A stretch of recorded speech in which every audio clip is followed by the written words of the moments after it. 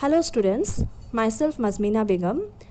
In our previous class we were discussing about the chapter of international organizations.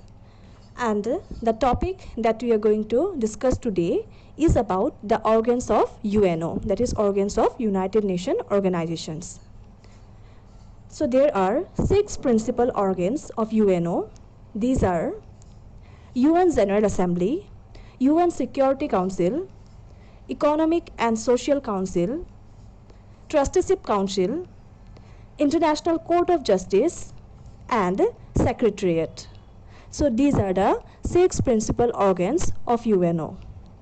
And now we are going to discuss about the first organ of UNO, that is UN General Assembly. So UN General Assembly is the biggest organ of UNO because all the 193 member states of the UNO are represented in the UN General Assembly. Okay? Moreover, it is regarded as the deliberative, policy-making and representative organ of the UNO. The General Assembly session is held once in a year in the month of September in the General Assembly Hall in New York, where all the UN member states meet. Okay? Moreover, although here each member state send 5 representatives to the UN, but at the time of voting, each member state can cast only 1 vote, not more than that. So the subjects like peace and security, admissions of new members, the budgetary matters, etc. requires 2/3 majority of votings of the General Assembly. Whereas the other subjects are decided through the simple majority votings. Okay? The General Assembly again elects a General Assembly President for a tenure of 1 year. And he plays a very important role in the organ of UNO. So this is all about the first organ of United Nations organization. So now we are going to discuss about the second organ of UNO, and that is UN Security Council. So this is another important organ of UNO. The Security Council itself signifies its basic objectives. The name itself signifies its basic objectives. That is, the name is UN Security Council, right? So, what is its main objective? Its basic objective is to maintain international peace and security.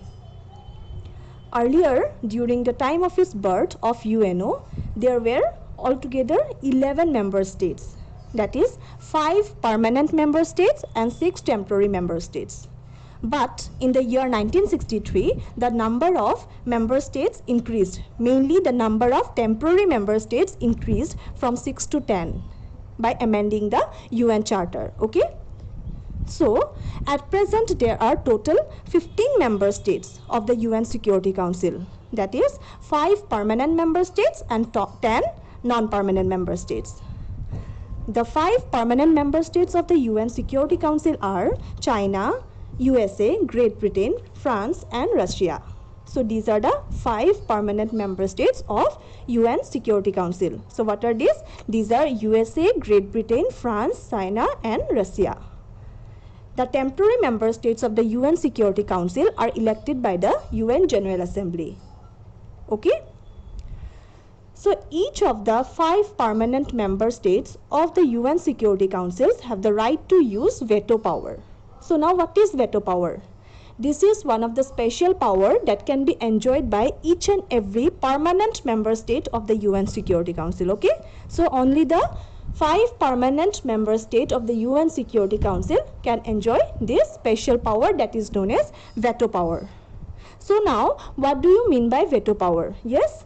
So it implies that if any one of the 5 permanent members refrain from giving consent upon a particular topic or uses its veto power, then no any decisions can be taken upon that subject matter. So what does it mean? So it implies that if a permanent member state of UNO, they or each or any one of the permanent member state of UNO withdraw its support from a particular subject matter, then that subject matter can never turn into act or law. Clear? So this is about the veto power of UN permanent member of the UN Security Council. Clear? Okay, so now we will discuss about the third important organ of the UNO, and that is Economic and Social Council. Okay, so this is another principal organ of UNO, and it has 54 member states. So the 54 members of this Economic and Social Council are elected by the UN General Assembly for a tenure of 3 years. Okay. So the Economic and Social Council specially looks upon the social, economic, cultural, educational and environmental spheres, and also works on the issues of sustainable development. Okay.